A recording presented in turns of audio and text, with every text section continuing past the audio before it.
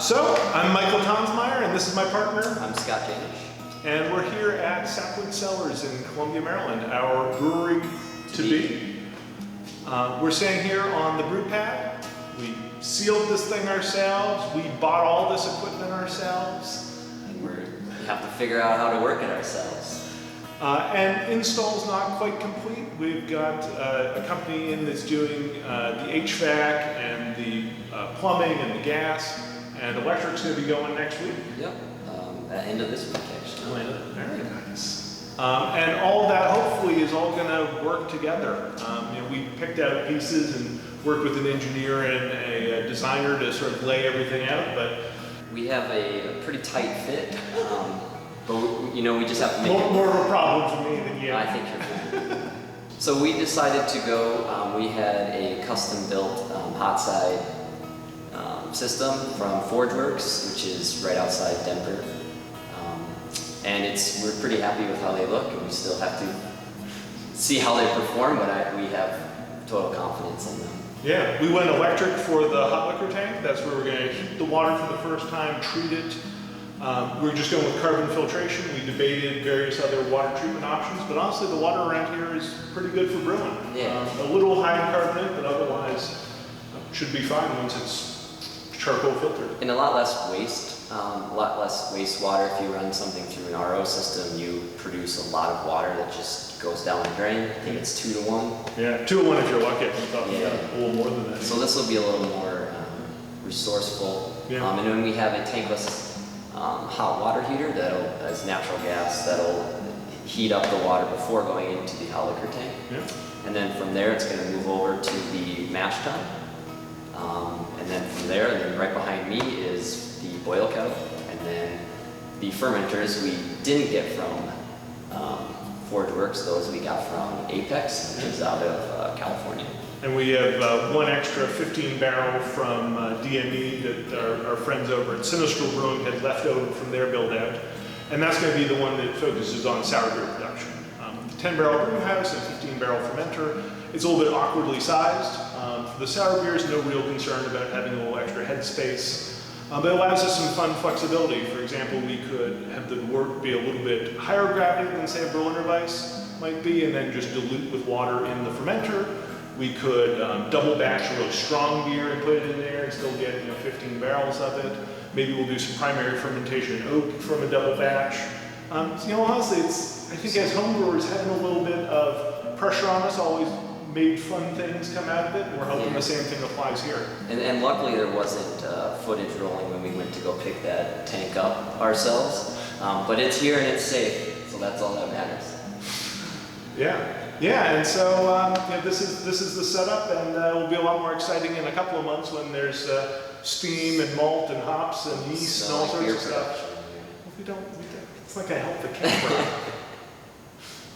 What's your favorite memory so far of starting a brewery? Is it the clouds of cement dust? Is it the hours making tables, the cement dust?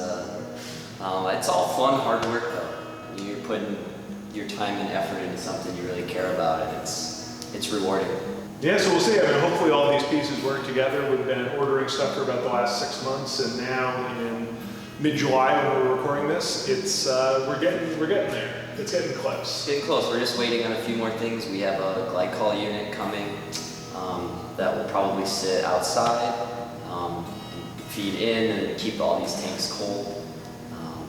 Take away the heat from the fermentation, make sure the yeast are not only happy, but they're producing the flavors that we're excited for them to produce. Yep. And that's the last kind of big piece of the puzzle here to get everything going, but we're getting close. Yeah, we're almost there. So this is where all that hard work that you saw earlier comes to fruition. This is part of the part of the brewery that most people see the most of, the tasting room. We're inside our 3,000 square foot tasting room behind the bar, where eventually we'll have some menu signs and stuff behind us. And probably some tap handles. And maybe some actual taps on the flip side. What kind of beers are you excited to brew? I'm of course super pumped to be brewing some hazy hoppy beers. The idea behind those is just packing them full of hop flavor, keeping the bitterness down, just trying to get as much as you can out of the hops, just to really have a fruity beer in the glass. How about yourself? Yeah, sour beers, obviously. Scott's working on a book on hoppy beers. I wrote a book on sour beers. We'll have some other stuff too, but really that's where the focus of this brewery is, that we're passionate about those two things, and we're going to do everything we can to make the best hoppy beers, the best sour beers that we possibly can.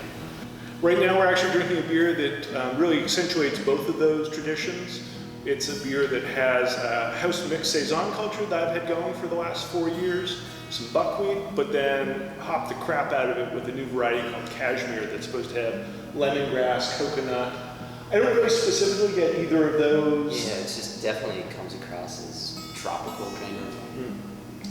It's a nice blend. I mean, it's obviously doesn't taste anything like a traditional Belgian beer, but I've always loved the idea that you have a beer where you can't quite put your finger on if the fruit's coming from the yeast or from the hops. Right. Is the funky, earthy flavor coming from Brettanomyces, or is it coming from the buckwheat? And we're really enthusiastic about beers that are drinkable. So many beers now are over the top, are trying to be really high in alcohol, or the flavors are just trying to blow your tongue off. Right. Of your mouth. Yeah, and I don't know, about me, or about Mike, but I like to have, one or two beers of. Yeah. I like to have 2 or 3. But rather than having, one beer that's 12%, having this one's fairly low, right? Yeah, 5 flat. Well, I think that's the key, though, is not making a beer that tastes watered down or weak or wimpy or like a sacrifice. We're not trying to make light beer here.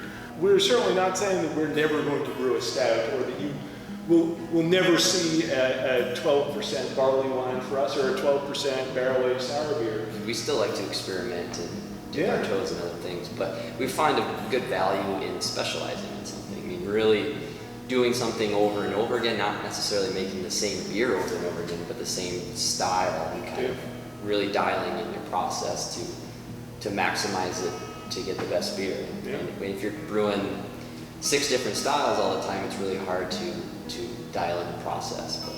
And that's kind of approaching this as homebrewers. I mean, that's kind of the fun of home brewing, is you can tackle things that have, an idea about a beer that you've been thinking about for a while. That's if you're locked into making 5 core beers, you can't do that on the large scale. So, and honestly, we're not trying to compete with the people who are selling 6-packs at the grocery store or fighting for tap space at the local chain restaurant. They do a great job of that. We are not going to beat those guys at their game, at their price point. What we're hoping to do is to play to our size, to be able to use local ingredients, both in terms of hops and malts, and local fruits, which we've got fantastic peaches and cherries that are just going to go hopefully terrifically with the sour beers.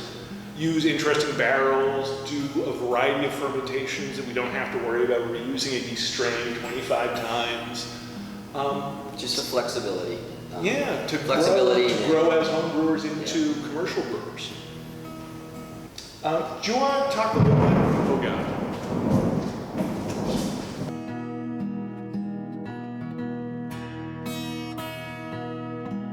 I hope that's not like an omen for the success of this operation.